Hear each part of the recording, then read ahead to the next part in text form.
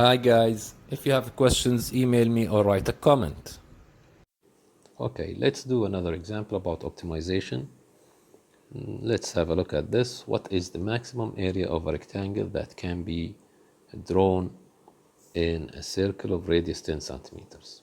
As we said, we have to start from the sentence that contains the extreme value. In this case, we have maximum area. So I'm going to start with maximum area of a rectangle. And of course, we need to do the drawing. So we have a circle and we have a rectangle inside that circle. Now we need to give names. So let's say X by Y. These are dimensions. And the area of the rectangle is length by width. So it's X by Y. Now we need to find a relation between X and Y. To make the relation here depends on one variable. If you read the question again, there is nothing here written except for that the radius is 10 centimeters. So we need to draw the radius in a smart way. Note that if you draw the radius this way, this will not help you.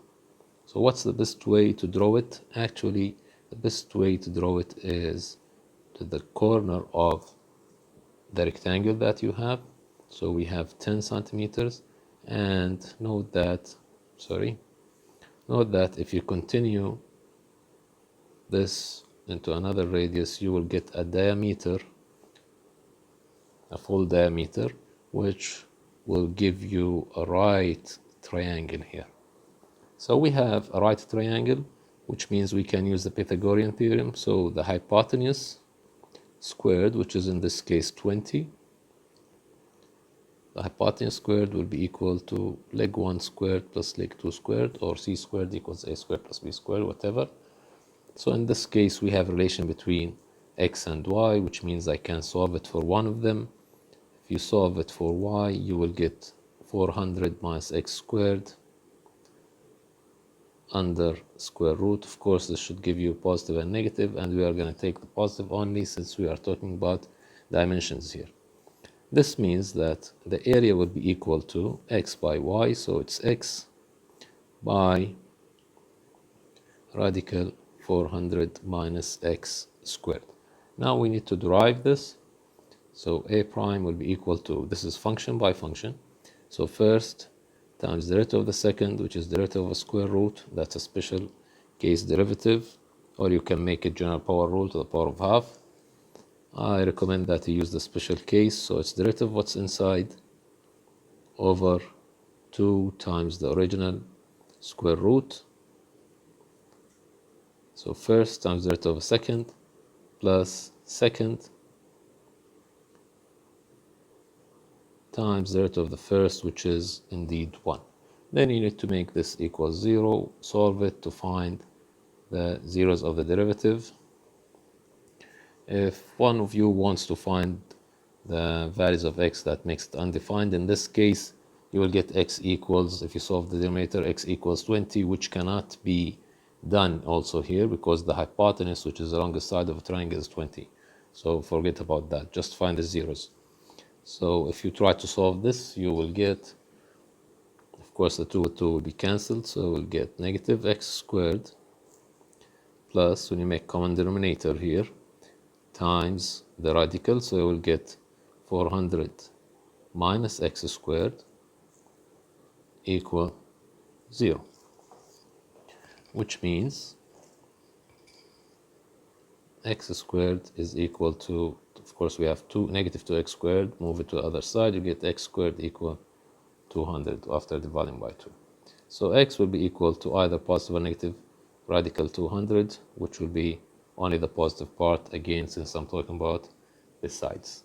Now you have to check that on the number line.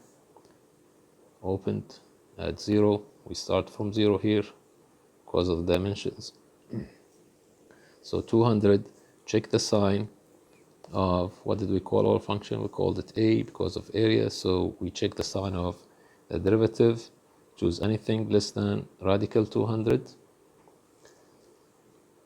Where is the derivative? Here's the derivative. Let's check 1, for example.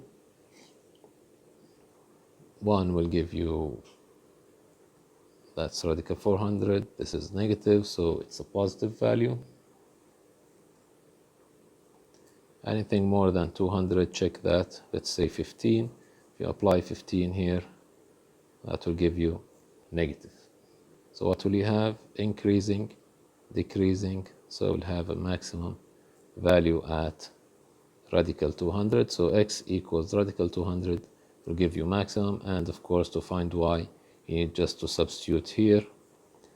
So y will be equal to radical 400 minus radical 200 squared, which is 200. So y also is equal to radical 200, which means the maximum area will be obtained if you draw radical 200 by radical 200 rectangle, or in other words, if you draw a square inside the circle. So you will get a circle with a square in it, and dimensions should be radical 200 by radical 200.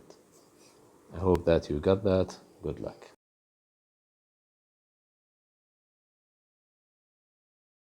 Remember to like, share, and subscribe, and write your questions via email or comments.